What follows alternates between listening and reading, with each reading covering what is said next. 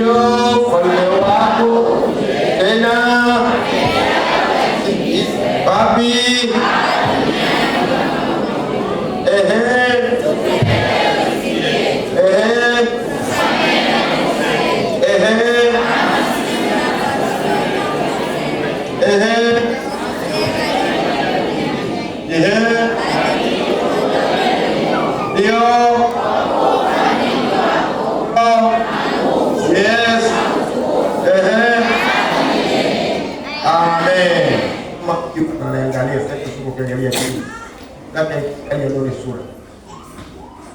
Amen. Bwana asifiwe sana. Amen. Anasema nini Yesu? Kwanza anakufundisha kuomba ukijua una Baba mahali. Wiki yote hii tumekuwa hapa na ibada za jioni tukijifunza kwamba sisi ni wana. Amen. Amen. Wana.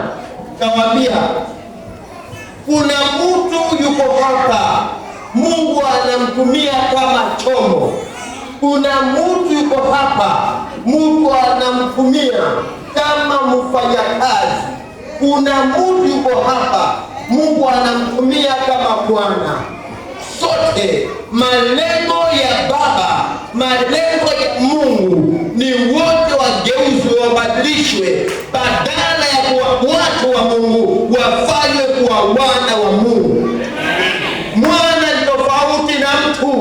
Huenda nyumbani kwako una mtu anafanyia kazi, si mwanao, ni mfanya kazi. Yuko mjini kwako, ni mfanya kazi. Amen. Na unaye mwana wako ni mwana wako, ni tofauti na mfanyakazi wa kwako. Sisi tuko hapa, mbingu zinashuhudia, tubadilishwe sote tuwe wana badala ya kuwa watu wa Mungu. Amen. Amen. Na tukiingia katika sala hii ambayo Mwokozi anatufundisha, salini hivi: Baba yetu uliye mbinguni. Mtu anajua ninaye Baba mahali. Yoyote anayejua ana Baba, yeye kujisifia. Amen. Si yatima. Amen. Sisi si yatima. Narudia, sisi si yatima. Sisi si yatima. Narudia, sisi si yatima. Sisi tunaye Baba. Bwana asifiwe sana. Na ikiwa tuna Baba, then tunastahili kuenda sawa sawa na mapenzi yake Baba. Kila mwana kufanana na babake. Lugha, ndimi unavyoongea, lugha hii ni ya baba yake, ni lugha ya kwao. Amen. So kila mmoja anajua lugha ya kwao. Tumegeuzwa sote kama wana na mabinti wa mbinguni, tuongee lugha ya mbinguni. Baba yetu uliye mbinguni, jina lako litukuzwe. Ni nani anayestahili kulitukuza jina lake? Baba yetu uliye mbinguni, jina lako. Ni nani anayesimama kulitukuza jina lake? Ni Mwana. So jina lake litukuzwe. Anasema jina lake, sisi tulio hapa tusimame kulipa sifa, kulipa utukufu jina lake. Amen. Ufalme wako uje wapi? Kwa nani? Ni uje kwangu. Bwana asifiwe sana. Nikisha tukuza jina lake, ni ufalme wake uje kwangu. Ufalme wake utawale, badala ya kutawalwa na ufalme wa giza uondoke, nitawale na ufalme wa Mungu. Ufalme wa giza ni magonjwa, ufalme wa giza ni mateso, ufalme wa giza ni umasikini, ufalme wa giza ni ujinga, ufalme wa giza ni upumbavu, ufalme wa giza ni kujangalia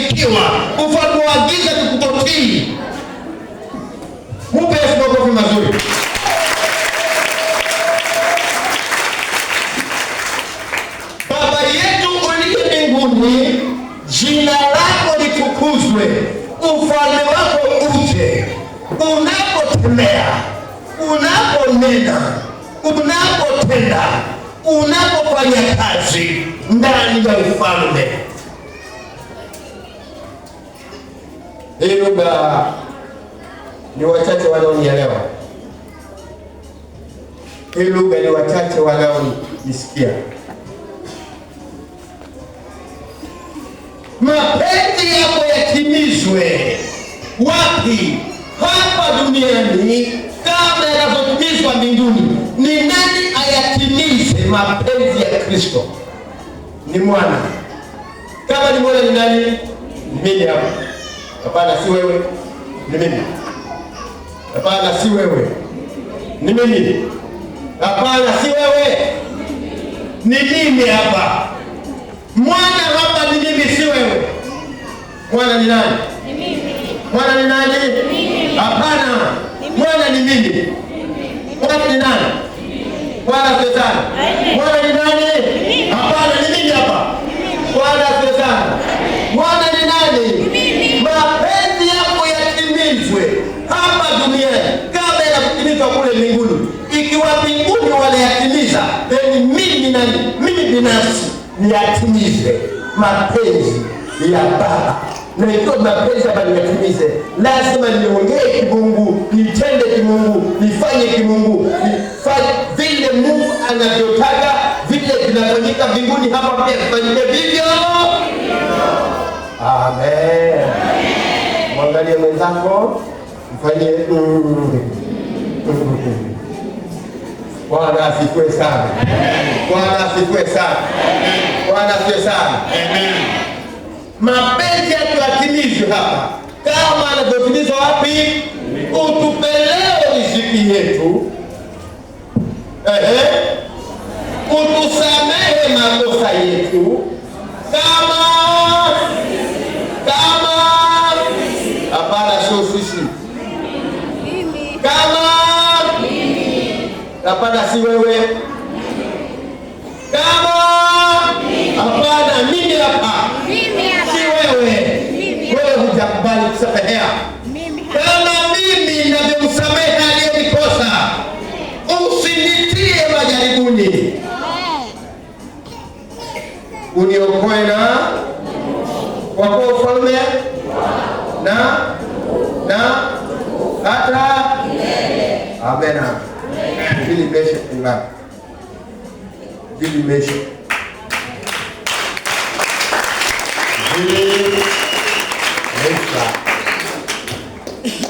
Bwana Yesu asifiwe sana.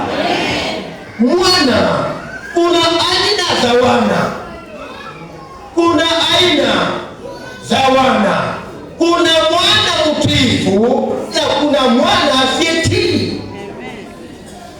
Bila mwana hajafikia umri wa kutii au kutotii, kuna mwana kukua, akakomaa. Akakomaa wapi? Akakomaa mwili na Bwana asifiwe sana. Bwana asifiwe sana.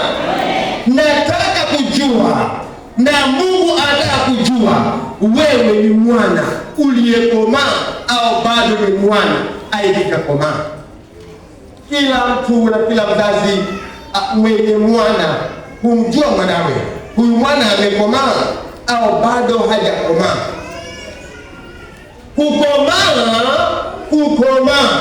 Kukomaa. Nipungie mkono.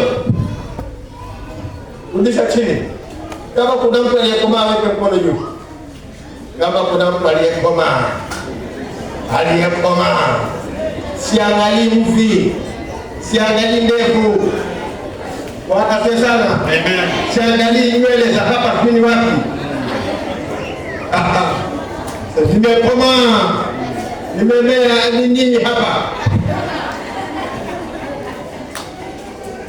Bwana asifiwe sana. Amen. Mwana aliyekomaa babake kumtumaini. Amen. Mwana aliyekomaa hutumainika. Ndio. Mwana asiyekomaa hatumainiki. Hata kama wewe babake fulani unajua tu kwa baba fulani lakini huna akili. hutumainiki. Huitwa hata kwenye mikutano, huitwa kwenye mikutano. Mwana aliyekomaa akili huitwa kwenye mikutano ya ukoni. Mwiteni fulani aje, mwiteni fulani aje, mwiteni fulani aje. Wana jana tukuona kule kwenye ule mkutano. Sikujua. Sikujua. Nenda kulikuwa na mkutano mkubwa. Sikujua. Hukujua. Mbona sikuwa na maana? Lakini sikuambiwa. Jua kuna maana. Jua kuna maana. Waangalie. Kuna maana. Mtoto mwenye maana nyumbani, hakuna jambo litapita bila kuitwa na kuhusishwa na kuulizwa ushauri. Ajibu ndio, ajibu la, atoe pendekezo, watu walisikize. Hilo pia nafaa, naweza kutufaa. Ni mwana huyo. Bwana asifiwe sana. Bwana asifiwe sana. Haijalishi ni wa kike au wa kiume. Kuna wana wa kike wenye maono, wenye ushauri, wanaweza kutoa ushauri wa kufaa mjini. Kuna wamama wameoleka mjini katika miji walioolewa, lakini kwa sababu wana hekima, wamekomaa, wanaweza itwa kwa ule mji, wakaketi kikao na mke olewa kwa mahali, lakini kwa sababu amekomaa, ana akili, ana hekima, akaingizwa kwa ushauri. Sema amina. Lakini akabaki hapa mama ambaye hana akili. Na hilo bemino zomba muche. Na hilo bemino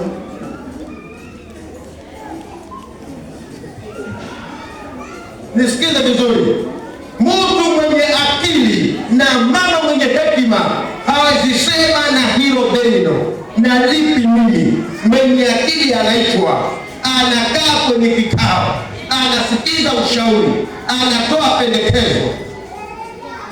Mungu anataka watu wana wenye akili. Safina sisi ni wana, lakini bado tunahitaji kukomaswa. Tuna wana wasio akili. Mungu anataka apate wana in this church, wa kiume na wa kike, wenye akili, wenye ufahamu. Sikiza, dhambi umesamehewa, kuokoka umeokoka, lakini ujinga ni utoke, na ujinga ni utoke. Upesi makofi makofi. Mwana mwenye akili mjini kwao kutegemewa na baba, kutegemewa na mama. Nimechelewa nyumbani mwanangu, usijali mama niko hapa. Nimechelewa nyumbani mwanangu, usijali dadi niko hapa. Na akirudi kuchelewa baba, vitu vimetengenezwa. Vitu na nani? Na mwana. Maana mwana ni mfano wa baba. Mwana anaenda kule baba anaenda. Na ndio sijali kama umechelewa, niko hapa. Niko hapa. Niko hapa. Kuna mwana. Mwanangu yuko nyumbani. Kama kuna fulani sina shida. Kama kuna sina shida. Nataka Mungu apige mahali aseme, kama siko hapo Safina, lakini kuna mwanangu fulani yupo, atasaidia mchungaji wangu kazi. Kama mimi sipo hapo, lakini kuna binti fulani yupo, atasaidia mchungaji wangu kazi. Yuko wapi mwenye akili, anayeenda sawasawa na moyo ya pasta Safina?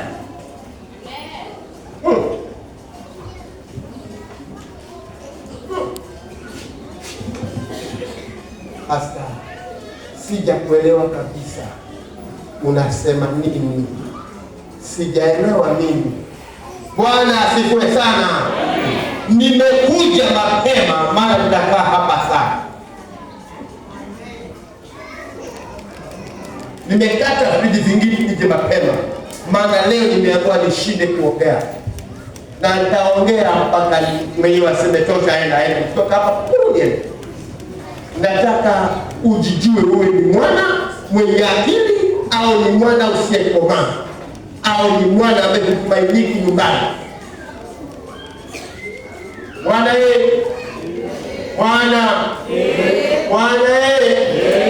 Bwana asifiwe sana. Umekomaa au bado? Kina takala Mungu alikosa kupa midomo. Kina takala Mungu alikosa kupa midomo. Nataka ili kinda hili lisibofeke midomo tena, lijue kudona lenyewe. Bwana asifiwe sana. Na kila mwana hutumika kwa babake kama mtumwa. Amen. Kanisa ndo kaise. Ukimbala kuko ndo kafunge nini pale, kaweke kuku vizuri, nenda shambani kaone kumekuaje. Mtoto mwenye akili anamwambia baba asante, takufanya yote. Mtoto asiye na akili atakasirika. Nabii wewe nawe, mimi niende shambani, mimi nikaangalie mbuzi, mimi nikaangalie nini. Hana akili. Musiana wangu mimi naondoka, lakini nataka unioshe vyombo, usafishe nyumba, uwapikie wenzako lunch na nini. Mama kwani mimi nimeidi? Kwani mimi nimeidi?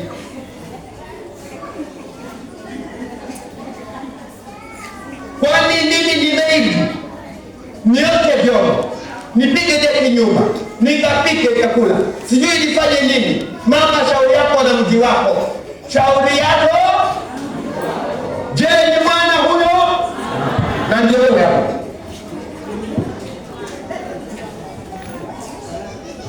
Je, ni mwana huyo? Taondoka kabisa huu mji. Taolewa kabisa nikapumzika mashoka ya huu mji. Huko utaolewa hapo kitu. Hapo nyumba. Hapo vyombo. Hawaendi shughuli zingine. Unaolewa hapo na kupumzika mashaka. Zimeongezwa mara kadhaa na nyingine kastaja hapo huko na kwenda. Majukumu kibao. Ondoka hapa, enda unakotaka kuolewa. Kwa sababu ni mpushi wewe. Kwa sababu nijibu vizuri. Kwa sababu mpushi wewe. Ondoka uende unakolewa. Hutomaliza miezi mbili huyu anarudi. Ameshindwa huko. Ni mpushi, si mwana. Jinga.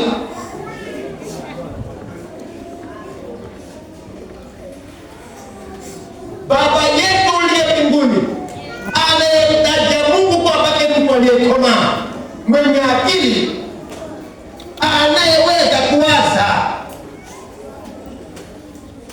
Amen. Anayeweza kuwaza na kuzo ni tofauti. Kuwaza na Kristo ni tofauti. Bwana asifiwe sana. Amen. Kuwaza na kweli. Hapa na walimu ndio wao kupata pale barabarani. Sasa. Bwana asifiwe sana. Mwana atapitia changamoto. Hizi changamoto unazopitia ndio mtihani wa kukomaza kuwa mwana. Ili uwe kama baba. Kila mtu aliyefanikiwa maishani atakuonyesha makofi aliyopitia kisha mwafanikiwe. Ufanisi hauji bure. Kila aliyeendelea kimaisha atakuonyesha makofi aliyoyapitia wakati akitafuta ufanisi huu. Mtu yoyote asiyependa makofi hawezi kufanikiwa. Sijafika hata ninapoenda. Labda zunga tu hapo tu.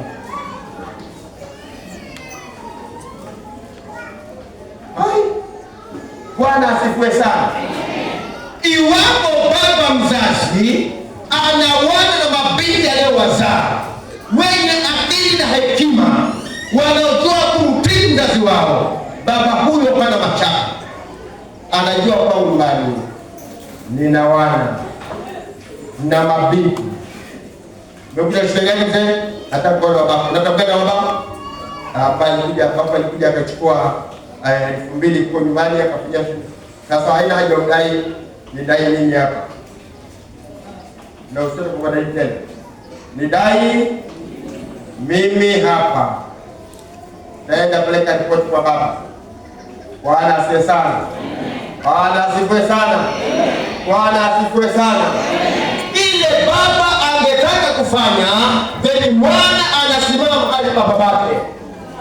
Mungu akiwa mbinguni, ili ufalme wake uje hapa, ni sisi hapa tufanye ufalme wa Mungu uonekane. Ni kweli kabisa, wale waliokoka tunaona matendo yao. Ni kweli kabisa, hao waliokoka tunaona matamshi yao. Ni kweli kabisa, wale waliokoka tunaona wanavyomtumikia Mungu, wanavyokaa na majirani. Aliokoka kupenda majirani, aliokoka kupenda asiyependeka, aliokoka kupenda kila mtu, aliokoka hana chuki. Alo, aliyeokoka habagui huyu au huyu. Aliokoka kupenda kila mtu yote wa dini yoyote na hata asiye dini. Aliokoka kupenda watu wote. Yesu hakuja kwa sababu ya kuokoka, alikuja kwa wasiomjua Mungu wamjue. Amekuja kwa wenye dhambi. Hakuja kubagua kwamba wewe una dhambi usifuate, wewe umeokoka nifuate, wewe Zakayo njoo, wewe hapana enda. Amekuja kwa nani? Kanisa amekuja kwa nani? Bwana sio wote. Au kuja kwako wewe? Wewe ndio kwako. Bwana sasa. Amen. Amen. Amen. Hakuja kubagua. Kudumisha ufalme wa Mungu ni kuweka upendo wa Mungu kwa kila jibu nikusikie, kwa kila huko nyuma. Bwana asifiwe sana.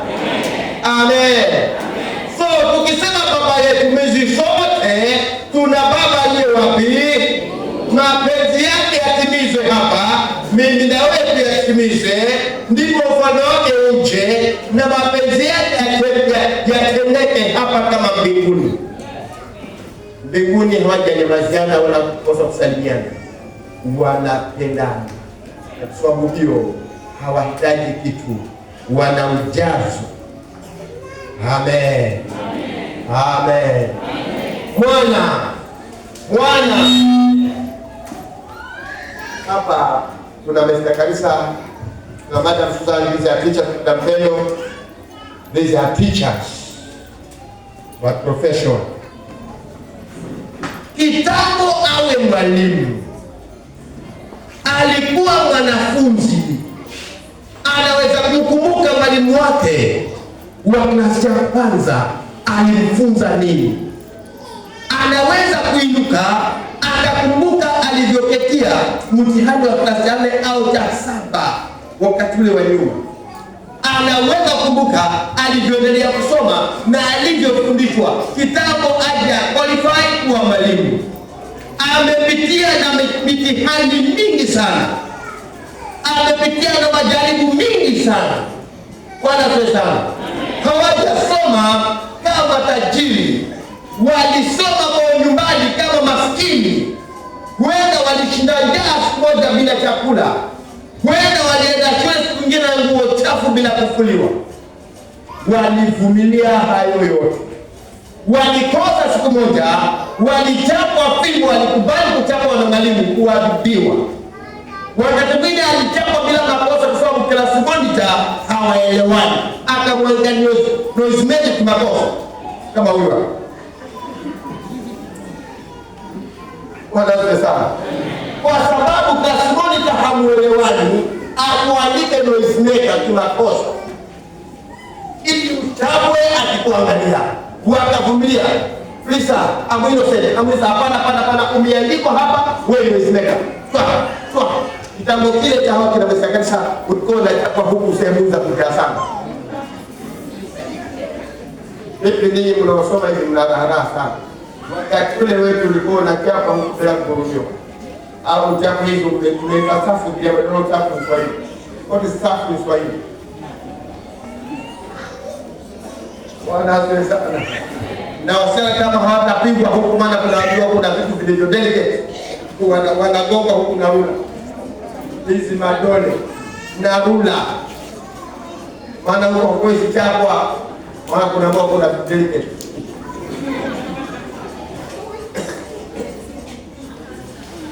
Wanazikwe sana.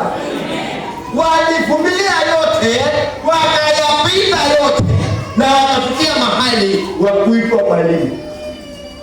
Naye akapata heshima ya kuwa mwalimu. Bwana asifiwe sana. Bwana asifiwe sana. Bwana asifiwe sana. Kwako wewe kuwa mwana wa Mungu, unastahili kupitia changamoto za kutosha. Nataka hiyo ni kuimarisha. Ili uwe mwana wa Mungu, unaweza kuaminika mbinguni, uachie majukumu ya kimbingu, lazima uvumilie majaribu. Abraham alikuwa akaambiwa nitakubariki wewe. Nitakubariki. Utaitwa baba wa wengi. Alipowaambia akamwambia Sara, yeye mwenyewe hamna, mama naye hamna. Hao ni wamebarikiwa na Mungu. Hapa kuna ndugu yake anaitwa Lutu. Lutu hata haombi, Lutu hata hana Mungu, anaombi na wanazaa watoto. Wanazaa watoto. Hapa kuna mtu wa Mungu hatari. Unaweza kuomba sana Mungu sikanyamaza kimya. Unakomazwa.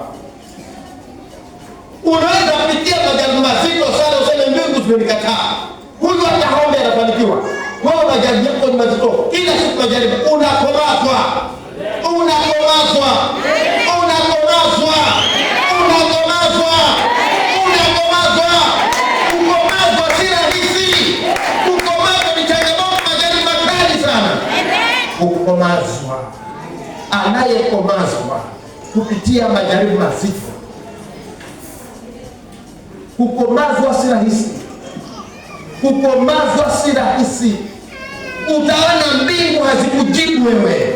Unafunga, unaomba, unaimba, unafanya huduma, lakini mambo yako hamna. Sikiza, be patient. Kukomazwa. Mwana anayeweza kubeba majukumu ya Mungu anajua kitu cha kwanza ni uvumilivu. Bwana asifiwe sana. Abraham miaka yote hii anapiga mbinu zote za apate mtoto, hamna. Sara anajaribu mbinu zote za apate mtoto, hamna. Hamna mbinu zote za kupata mtoto. Abraham anajaribu kijana, hamna. Sara amejaribu mbinu zote za apate mtoto, hamna. Bwana asifiwe sana. Amepewa ng'ombe, amepewa kondoo, amepewa punda, amepewa ngamia, lakini hana mtoto. Sasa baraka za wanyama hizi, nataka mtoto, hamna. Uchungu wa familia ni mke asiyezaa. Uchungu wa familia ni mama asiyezaa. Hujui Sarai alikuwa na kidonda kikubwa cha moyo kiasi gani? Na bado Mungu anakuja ambia nitakubariki wewe. Nitakubariki wewe. Hapo na watu bwana wewe unasema nini? Ndio hapa hivi angalia nyota, sababu nyota za mbinguni. Hapa kama anaangalia nyota ni nyingi sana. Ni watoto watakuwa mna ile. Ile ndio mdogo. Hazai. Amen. Lakini walivumilia. Imefika miaka 100 Abrahamu bado hajapata mtoto. Sarai anacheka. Sema kama mimi nimechoka sawa, ni hata wenzangu naye. Kama mimi nimechoka, hata wenzangu naye. Ngoja tu. Amen. Bwana sana. Lakini Mungu ni nani?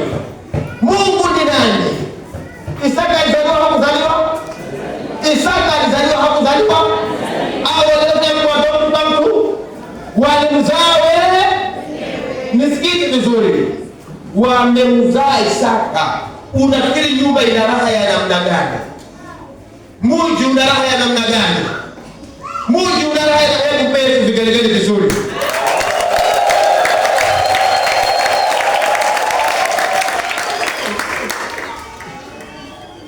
Bwana pesa. Si amezaliwa Isaka. Si mji una raha. Si wana raha. Si wana raha hawa. Kisha mkabila na some please. Kale katoko kako kalitolee dhabihu pesa. Endo ukome kawe sadaka. Kale kamoja. Halo? Unataka ukomae? Unataka ukomae? Utakubali kukomaa. Utakubali kukomaa. Utakubali kukomaa. Au utatoroka darasani. Ni wangapi wametoroka darasani? Huyu mwalimu wa physics simpendi kabisa, mwalimu wa physics na somo lake akiingia na toka. Huyu mwalimu wa physics akiingia na toka. Bali ndani ukija ataketoka na sinyo tu. Yeye ni mwalimu alifuzu. Mwalimu wa mati akiingia na toka. Mwalimu wa mati akiingia na hata ukachukua masomo gani, basi iko hapo ndani. Na English na Swahili, hasa Kiswahili. Sawa, wewe wewe ni Pemba. Bwana sana. Ukitaka kukomaa ni lazima upitie mitihani mizito mama. Hebu nipe tano. Mitihani kama ni kamoja.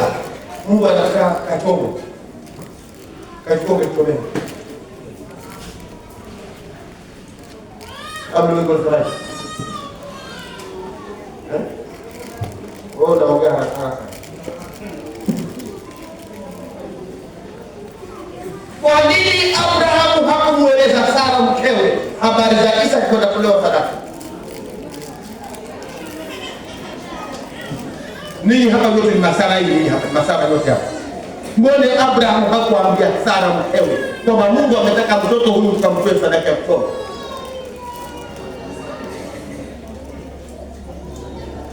Halafu unataka ukomae.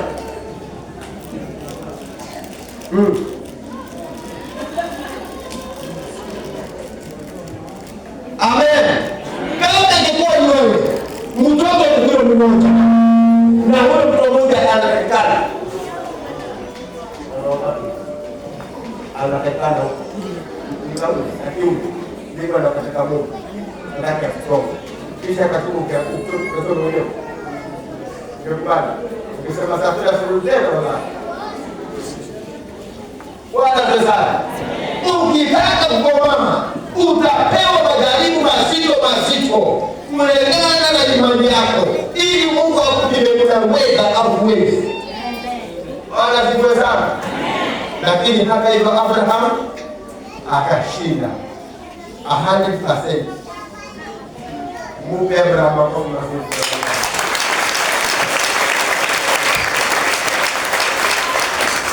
hata ndio anasema you have become my friend. You have become my friend. My friend. Bwana asifiwe sana. Amen. Naongea na mtu. Ungetaka ukomae wewe? Ungetaka ukomae? Nauliza, ungetaka ukomae? Hebu nyosha mkono kama unataka ukomae. Bwana asifiwe sana. Wapendwa, nimeota ndoto.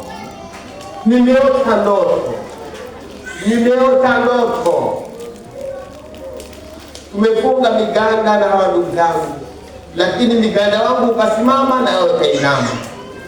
Wewe bwana watoto wewe, ndugu zako ukamwinukia. Itawezekana je wote ndoto kwamba sisi tutamwilamia yeye, uchungu ukasuka. Amen. Nimeota ndoto baba, nimeota jua na mwezi na nyota 11 zimeninamia. Wewe mwana wewe, ndoto zako tareka. Amen. Amen. Ndoto. Jamii nzima wa ndugu wote wakamkataa, wakaanza kumchomea wamuue. No, unataka kuimarika, ni ukomavu wa silaha hizi. Chukua vikate, pelekea ndugu zako wenye wakakule. Huyo anakuja kumuue, huyo anakuja. Wanaomuua Yusufu ni mawoza, ni nduguze. Amen, amen. Hapana, tumuingize kwa kisima afe polepole. Hapana, tumute kwa wale wa Ishmaeli. Yusufu akauzwa. Yusufu na nani? Anakomazwa. Nisikize, Mungu akitaka wewe akukomaze, atakupitisha majaribu. Sikiza, vumilia, vumilia roho yangu, majaribu ni kama moto inanichoma roho yangu. Why? Sasa Yusufu amefungwa kamba, anapelekwa na Ishmaeli. Ndugu zake wanahesabu pesa. Angalie nyuma, angalie ndugu zake, tunamwambia twende. Anaenda. Ameuzwa na nani? Halo, wataka ukomae? Wataka ukomae? Wataka ukomae? Wataka ukomae? Wataka ukomae? Vumilia roho yangu, majaribu kama moto yananitoa dunia.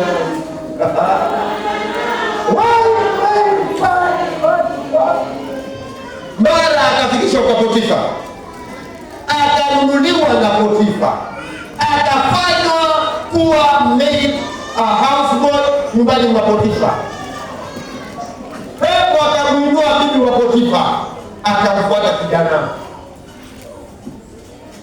Hebu njoo kwa mimi bwana. Mami, nimeshafagia tayari. Kuja. Na wali hujafagia. Mami, nimefagia. Kuja. Fagia hii. Fagia hii nyumba hii. Unajua hii nyumba hii sifagia. Nimekwambia ufagie hii nyumba. Mimi unajua nimekwambia fagia nyumba. Nyumba ipi? Nyumba ipi? Kabisa nyumba ipi ifagiliwe tena? Nyumba ya bibi wa Potifa. Yusufu alikataa, nitakuchomea utafungwa. Yusufu akaiona ametupa gerezani. Ipungie mkono. Haya yote Mungu anayaona. Haya yote Mungu anayaona. Mateso yote Habila amefikia Mungu anayaona. Mungu alijibu neno kimya. Mbingu kimya. Nisikize vizuri. Ukiingia majaribu ya Mungu akukomaze, mbingu zitanyamaza. Utahangaika mpendwa, mbingu zitanyamaza. Unaweza kuamka kichaa wewe, asiyesikia kabisa. Mwanamke hamiliki, anataka tu mtie mkono, afike kichwa. Sija kupiga mama, usikia kisu, ukatambuka. Owe.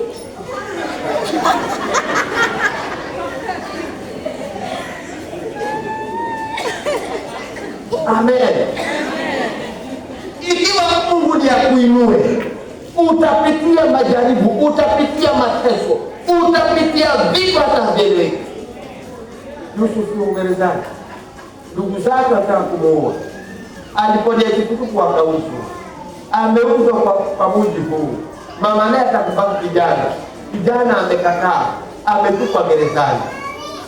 Anatumikia kifungo ambacho kabisa hana makosa aliyofanya, lakini lazima atumikie kifungo. Tena kifungo cha mtu alitakumbaka bibi ya jemadari wa majeshi wa Egypt. ni afungwe hata afe, ni afungwe afe huko. Amen. Lakini Mungu anamuona hata kama ni mjaribu. Pole pole. Nao wenye hapo ndani ya gereza hilo wameota ndoto, amewafasiria ndoto, wametoka. Amen. Mmoja ameuawa, mmoja anafanya kwa mfalme, Farao ameota ndoto ile mtoa Yusufu gerezani. Amen. Hii miaka yote aliyeota ndoto zile za nyota na jua na mwezi na nyota zile za mganda iliyoinama haijatimia, bado hapo mbele. Amen. Sema mbele.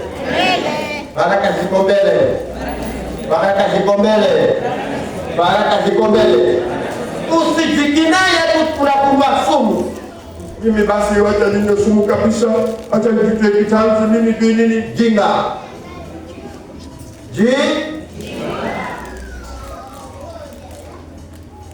Bwana sana. Ndugu mmoja alienda kununua sumu, maana bibi alikataa. Maana bibi bele nitaishije mimi bila wewe? Nitaishije mimi bila wewe? Sana wewe nikataa mimi wewe. Ndio kwa kabisa. Jinga!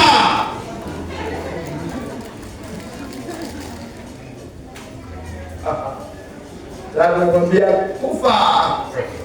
kufa tena. Kama ndio watu wanakufanya ndio pale moja ukaangalia walivyokufa. Kufa kama hawa. Anajifungia mlango ndani ya nyumba na kaupa kanibimu mjinga. Na wewe dada nisikize. Kama umetubiwa na umeachwa, usijikrai na ukanywa sumu, mtihani.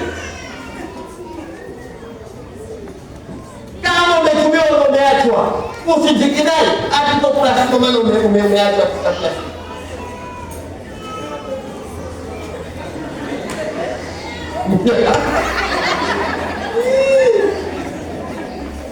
Ati nimekasirika, maana mtumo umevunjika.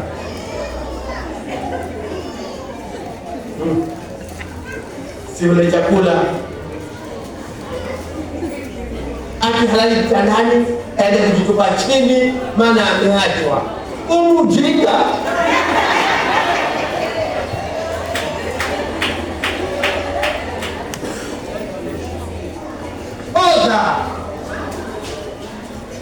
Sikiza bwana, waume wazuri wanazaliwa mpaka leo. Songa mbele, baraka ziko mbele. Songa mbele. Wacha kusema ati basi nilikuwa ni yeye, basi mimi bila yeye. Vipi? Hebu mgusa bega wewe, mwambie wewe usiwe kama yule. Gusa. Mara tatu watu wametumiwa na wameachwa na wanaenda na maisha. Hivi basi hapa ati umekasirika, maana umetumiwa umeachwa, basi hata ufunge. Bwana nisikula leo ili nipendwe. Tupendwe lazima ufunge.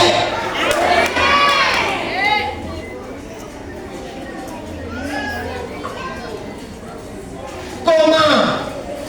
Mungu anataka watu walio. Mungu anataka kutumia watu walio.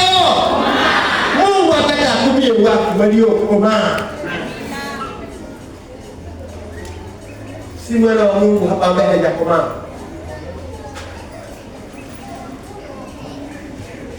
Upewe majukumu mazito, iwe umekomaa. Bwana sana. Uliza mtu kabla hajakuwa rais. Amekuwa serikali miaka mingapi ya kijamazi? Akiangalia marais wanavyoongoza na marais wanavyoongoza. Hii yuko huko.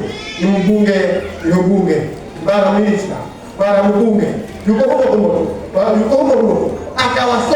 Akawasoma mpaka akajua pale nikichapa na hapa, nikitoka na pale na kiketia. Niketia na geuza katiba. Wote watatiba kaa.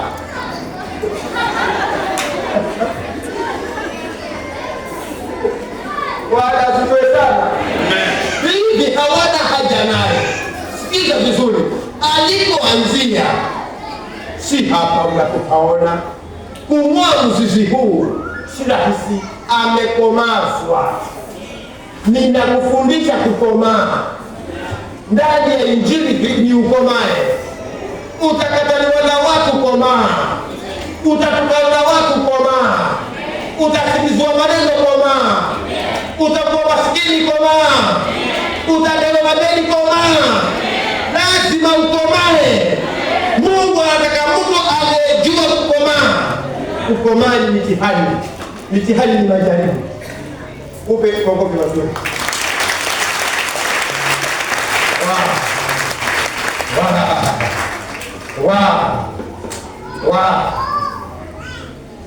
Ulipata kuja bali Shabani. Nani aliyepanda mahindi juu? Elvis alipanda mahindi. Fatuma alipanda mahindi. Bwana asifiwe sana. Mahindi aliyoyapanda Fatuma alichagua makini safi. Makini safi sana. Hayakudungwa na mtu yoyote. Yale mengine aliyefanya sima na kirenga mudokoi, lakini mahindi ya kupanda utayanika juani mara si moja. Yatakuwa juani, yatakaushwa na jua mpaka yakauke kabisa. Mahindi ya mbegu ni yakauke sawasawa.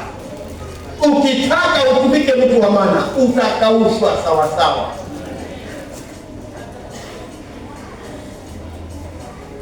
Ukitaka kuwa pasta wa maana, utakaushwa sawasawa.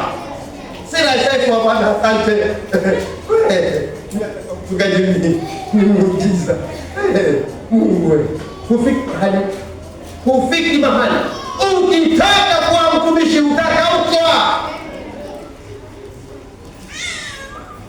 Baba, ukitaka kuwa mchungaji mwenye kujulikana, utakaushwa. Majaribu ya hawa sema ya kwao yataandikwa ataondoka pena mtamoni, lakini wewe utakaushwa kisawasawa. Utakaushwa tena, kesho mchukua tena ukaushwe, kesho mchukua tena ukaushwe. Utakaushwa mpaka ukue kiko. Utakaushwa. Bwana sana. Ukiona biashara haiendi, tulia. Unapitishwa majaribu, kuna mahali unapelekwa. Ukiona magonjwa yanakujia, kaukia hapo, kuna mahali unapelekwa. Mungu anataka mtu aliyekomaa. Ukisikia mwanajeshi anaitwa komando, uliza alichopitia. Alifanya vita Kenya, akapigana hapa Afrika Mwana pana. Alipelekwa Russia.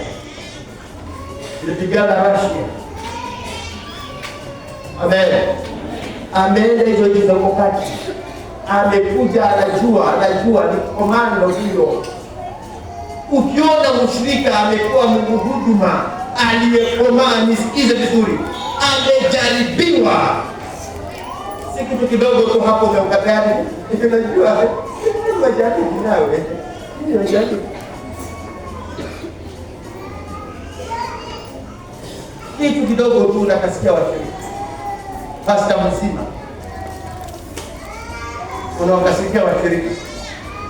Baba, ndio tunajua wataleta hapa sadaka 2,000. Ukona hapo ndani mashilingi. Halafu tukafirikie. Kwa hiyo sadaka zetu, sadaka hii hapa na kitu cha Mungu nini? Tukeni hiyo moja hapana.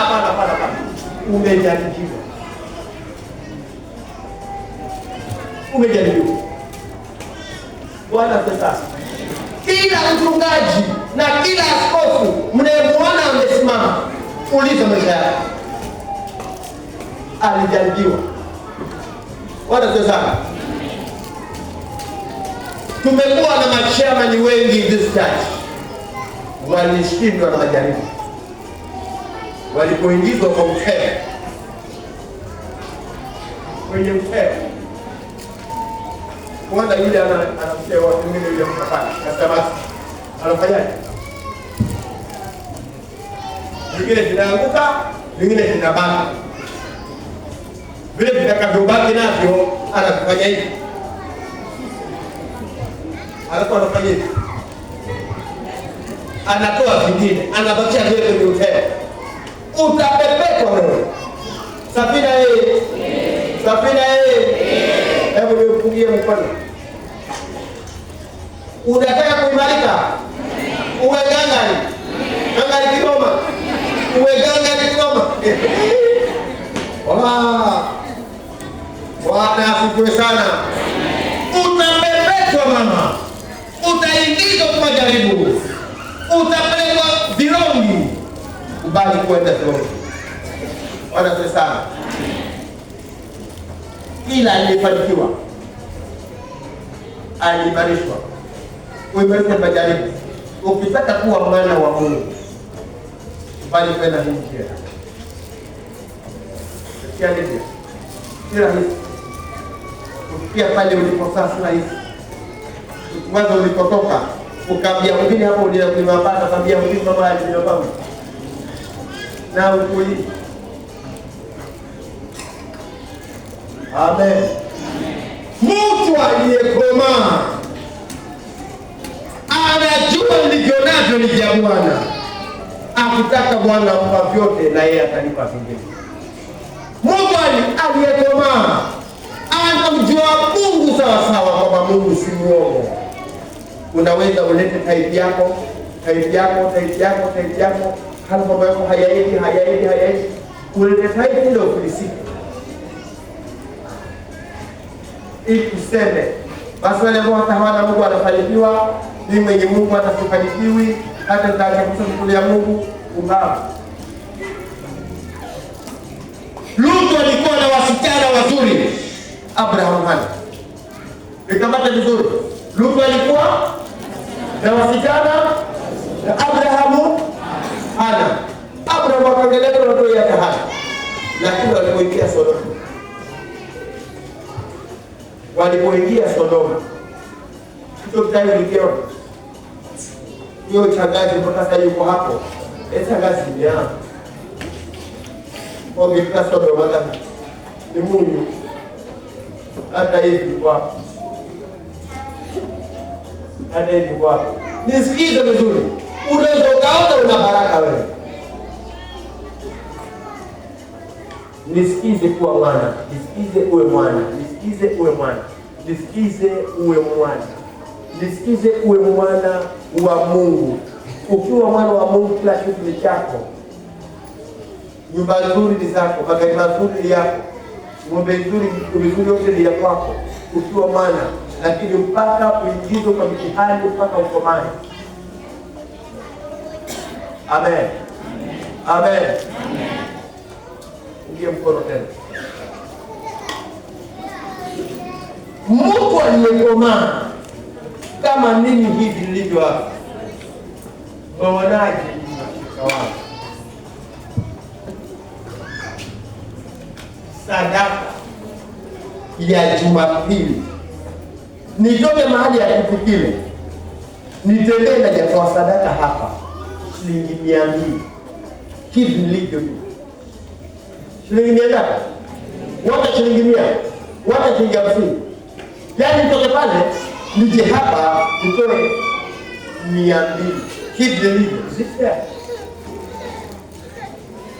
Ndio mapoti haya mimi nitoe hapa sadaka 200.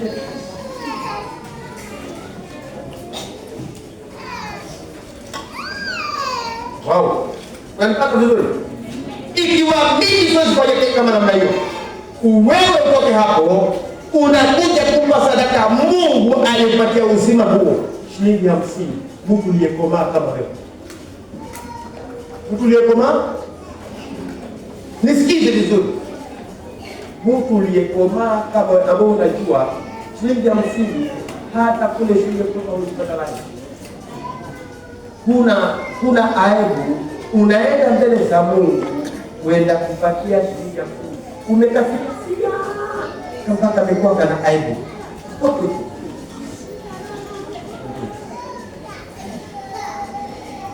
Siku moja ambapo kuna kijana, yuki mmoja alikuja akatoa hapa shilingi ambao hata si ya Kenya. ya Tanzania. Sijui nikapata wapi kashilingi Nyerere. Akaja katoa dia katangaza. Kasema kuna mtu ametoa hapa kashilingi Nyerere. Ile masakini. Baada akaja napata sasa ilikuwa mimi ndio tuje tuwe nilikuwa sina. Kwa hiyo nikikaa pale sasa nikana sikuondoka, sio nikaja kwa kashilingi Nyerere.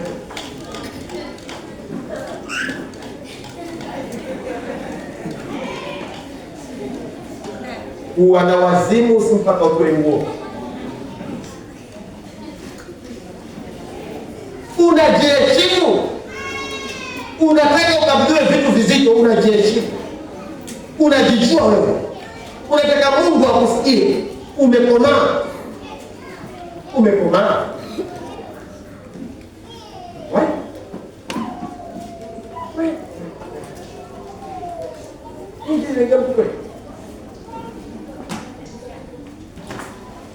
Mungu wakati anaposema wafanye kuwa wana, anasema nataka wakomae, niwatumie, nataka wakomae. Kanisa iliyokomaa, washirika waliokomaa wanajua majukumu yao ndani ya kanisa ni kushindana kufanya mema. Watu waliokomaa wanashindana kufanya mema mbele ya baba yao.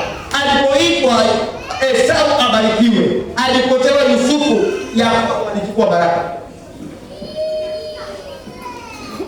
Lakini wasiojua mpaka saa hii, wapendwa, leteni kufanya kwa ajili ya kazi ya Mungu. Moja alikuwa pasi moja, nikaitisha 2,000 hapa. Akaja mazatini alikuwa kijana. Halafu akakutumia message kwa simu. Umeshinda mchezo. 15,000 umeshinda mchezo. Akaanza kutuma message, fuata hizo message, akatuma. Ndani ya 15,000 ndani ya simu yake. Akatuma, akafuata barabara kukuru zinaenda. Hizo zake zinaenda. Akatoka kaida kule nyuma kwenye nyumba ya mshindani akaenda kulia. Mzangaba pusi.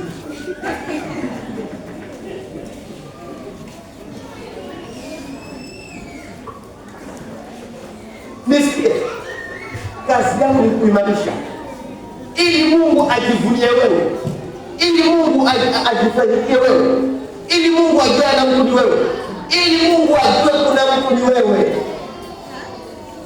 ajivunie mtu Safina. Naweza kupigia simu nipatie 10,000 haraka haja lako. Unajua watu wakuambia wanapita nipende ndio kama hali moja vitu kama nitaka huko pesa sina, naangalia mnaambia fulani nimwambie pesa haraka. Sasa pia ni bishop kumwambia mimi ninataka, maana hayo ya bishop mimi ninayejua, na tafuta mwana mwenye akili, na tafuta nani? Mwana mwenye nini? Si mwana tu,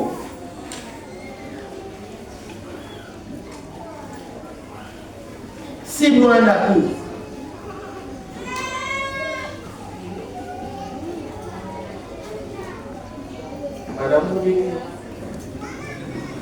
Mwanamume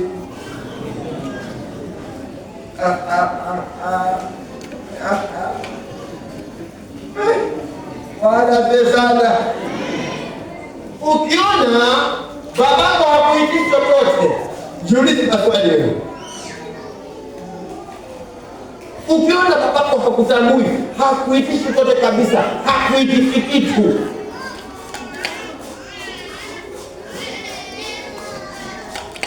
hajui kabisa kama kuna mtu kama wewe unaweza kusaidia hali au halina, hakuitishi kitu, jiulize mara mbili. Mbona dadi hata unihusishi mimi?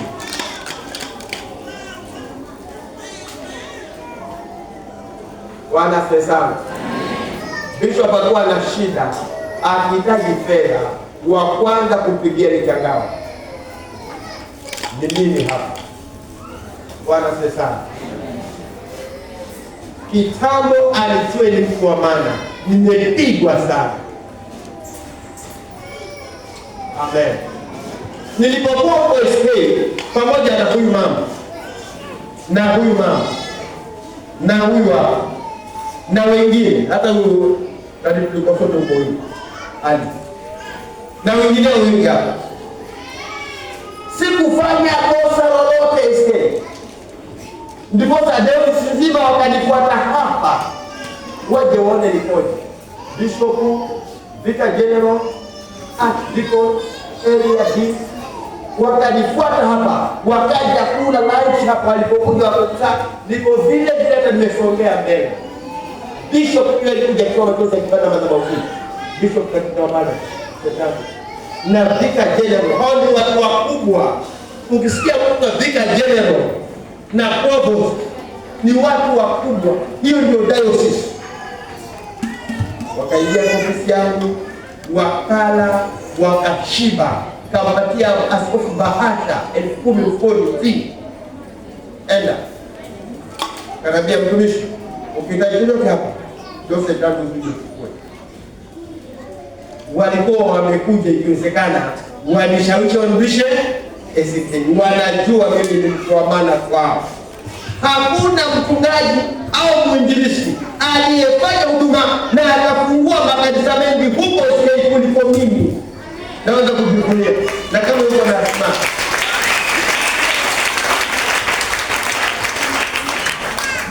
huko SK wananiogopa mpaka leo. So Daudi kwa imekuja kulichukua nirudi SK. Unajua nilikuwa tumekuja, unajua ndio kuna mshahara na kisha unajua kule kunaenda livu. Mimi baada ya mshahara mimi niko kwetu, mimi niko kwa baba aliyebao haendi livu, niko kwao. Mimi niko kwetu na vyetu vya baba. Kaambia kitu wakala hapa pilao, nyama choma, nini, chapati, matunda, wengine wakabeba wakaenda. Na ninyi mliokuwa ni mashahidi. Walikuwa wamekuja kuchukua nini? SK. Yaani yeye sikuwa kule kwenye nyama. Na ya kutosha. Wanaenda. Bwana sasa. Nisikize vizuri na maliza injili. Kuna watu sasa wametoka hapa, wanangojea kuombewa watoke pepo. Nisikize vizuri, aliyekomaa hatolewi pepo. Pepo hutoka zenyewe.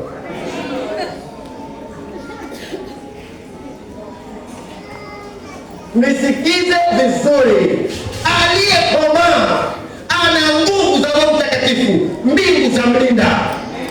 Hapagaiki ovyo, hapagaiwi. Mapepo kuona wanakimbia. Ni mwana wa Mungu. Nisikize vizuri, mwana wa Mungu haoni ndoto za unajisi au ndoto za watu wakufa au ameota na kuza na ng'ombe au na nyoka. Mwana wa Mungu, mwanangu mimi wa Mungu.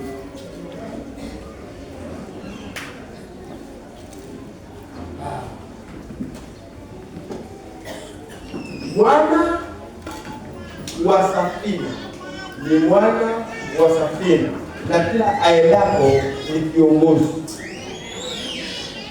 Mshirika kutoka hapa, kila kanisa atakayoenda akijitangaza atakuwa nafasi ya kujibu. Maana wa nyoka na mwana wa Mungu. Wow.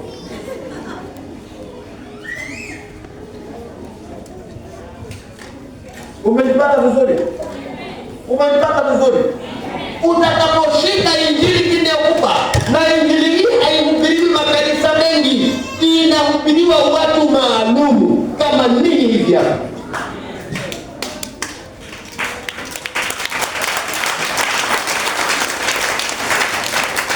Si injili ya kila mtu hii. Si injili ya kila mtu. Hii ni siri. Kuwa mwana na kula vitu vya babako ni siri. Bwana sasa. Mwangalie yule mjinga. Mwangalie yule ametoka shambani saa ngapi? Saa 6 mchana. Wafanyakazi wako wapi? Wako nyumbani. Anauliza, nasikia huko ngoma zinapigwa, kuna nini? Anajua twende, ndugu yako amekuja, babako amekuja ndama, twende tukasherehekea pamoja. Anasema sieni, huyo baba hajanipatia nini hapa, hata kafaranga kakuku nikasherehekea na rafiki zangu, amekuja mpotevu, amemchinjia ndama, sitaenda kabisa na wale hao. Anafanya kuraiwa na wafanyakazi, si ndugu yako nawe, si ndugu yako nawe, si ndugu yako. Hata wafanyakazi wamekula, wamechoma, wanacheza mzuka vizuri, wameshiba, wenye uji, mwana wa pale Kipoza amebaki barabarani.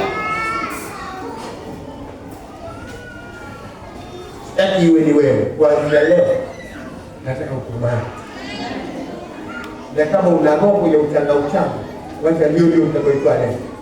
Roho ya uchanga, mtu asiyechangamka, mtu asiyekomaa, mwana kiserere. Mwana kiserere hatembei, wenzake wanatembea, wako mbio mbio, yeye kiserere.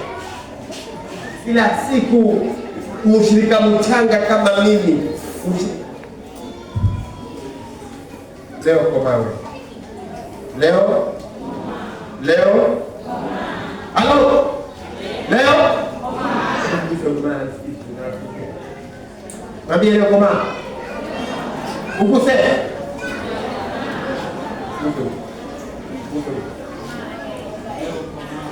mama ukuse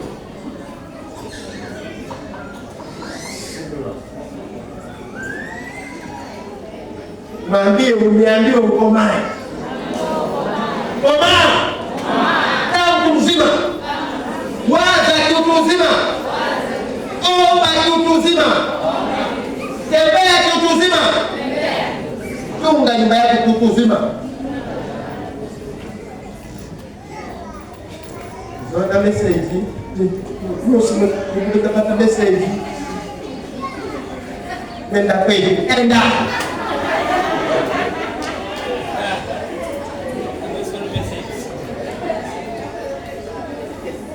Mwana message umemandika dada ikavivu, enda kwa enda mapema. Huyo ndio ana message gani hapa na usiku?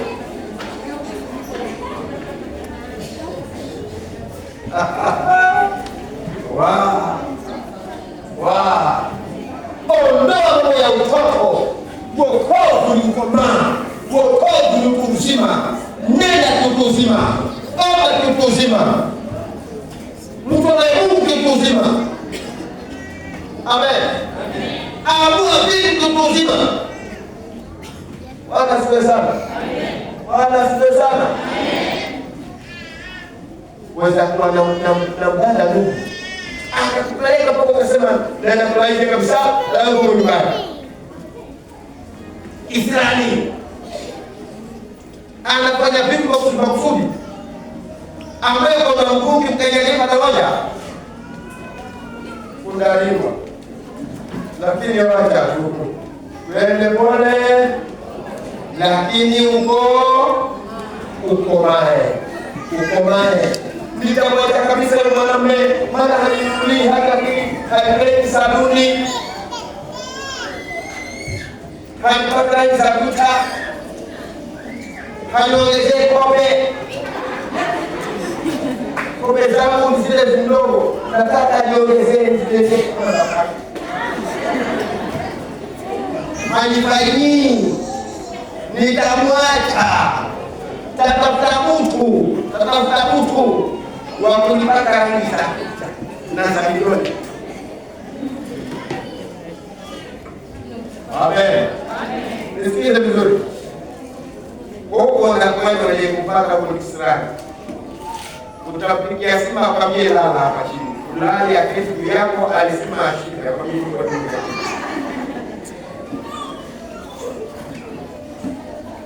Nipika sima lala hapa. Mimi lala nakwambia na akuketie tu. Na utulia mpaka mbele ukasema.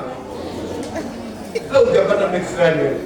Nakwambia kuna wanaume fulani. Wewe jifanye mke tu hapa. Wenda kwa mbaya.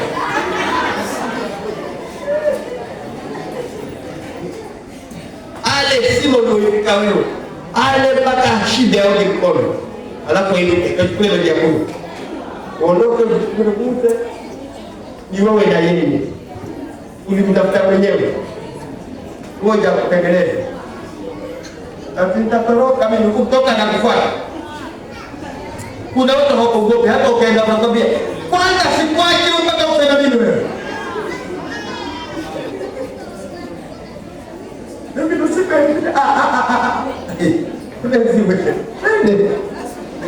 nisikize vizuri.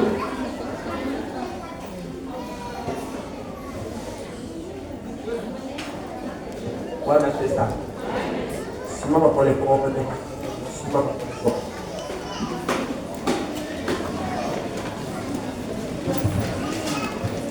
Kuna roho hapa inafanya watu kuwa masikini na wasiokomaa. Hiyo ndio roho iliyomtoa. Simama. Simama wewe.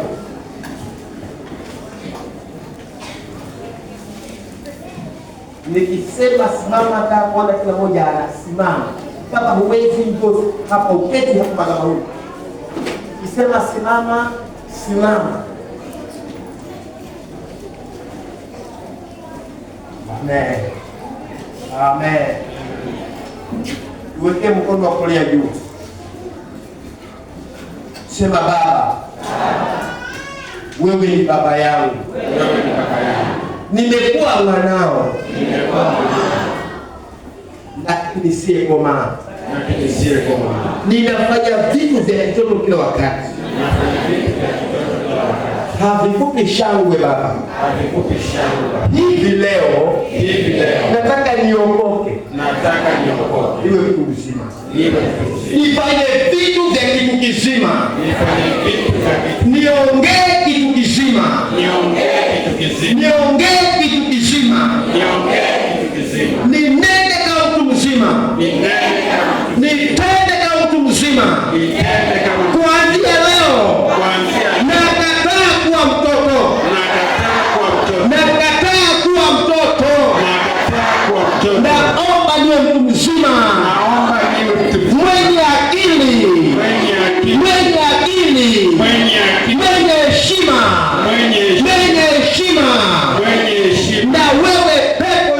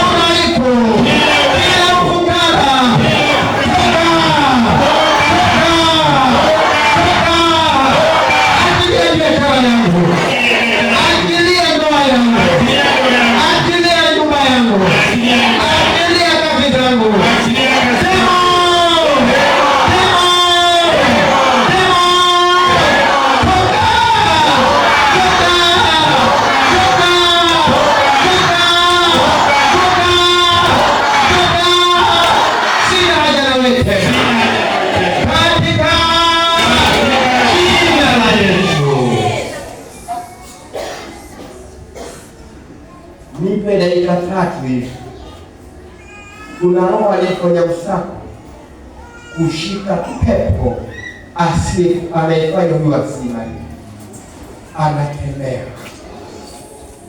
Mtolea Mungu sadaka ni ya aibu, anapolala ni kwa aibu, chakula chokula ni kwa aibu, kitanda anacholala ni aibu, pepo umempitia.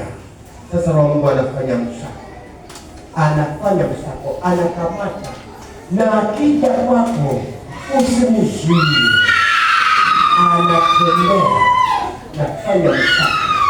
anafanya msako. Ni roho inasababisha watu wasiimarike, wanaishi maisha ya umasikini na upofu. Lakini leo kuna roho aliyefanya kazi, anayepika.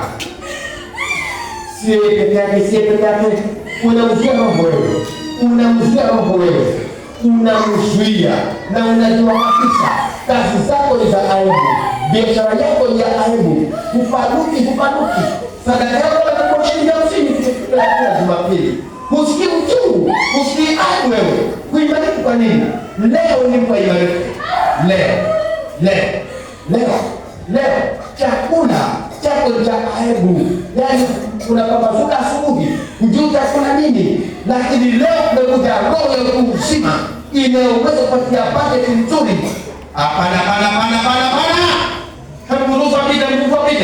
Mruhusu apite.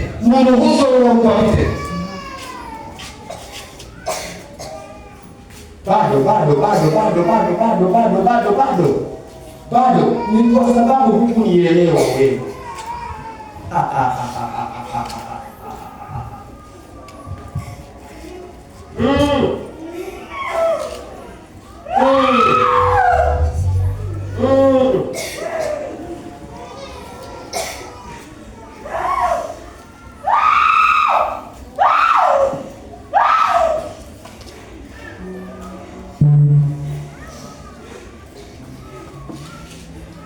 Bado wewe jizuie.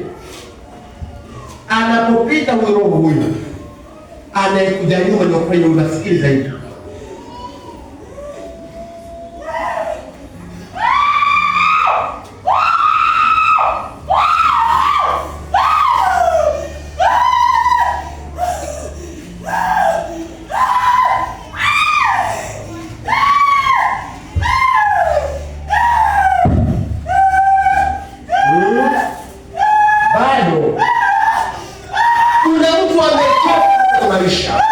Kuna mtu amechoka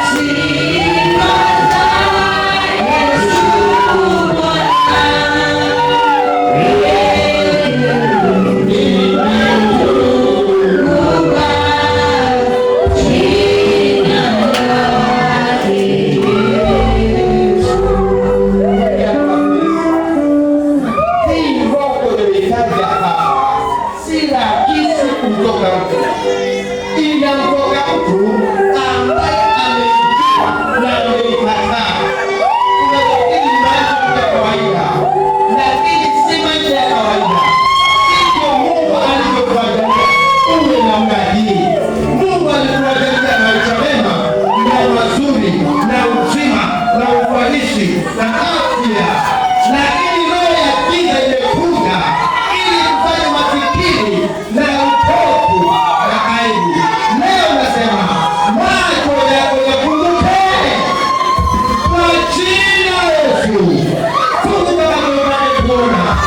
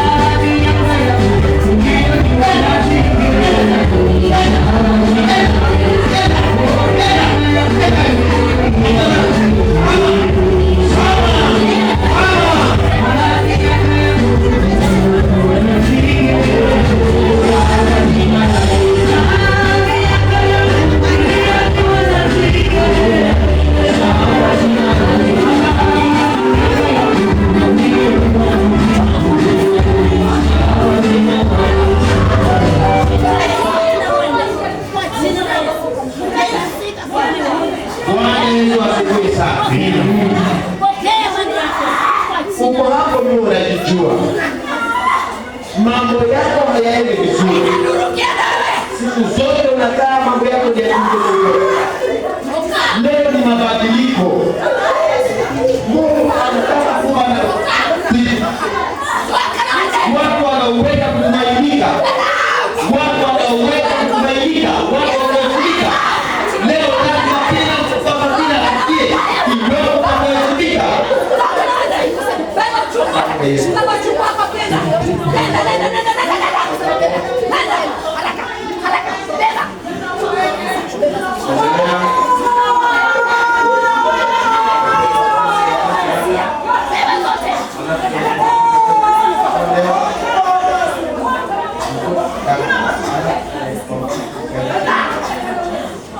Bwana Yesu asifiwe. Bwana Yesu asifiwe. Tukae.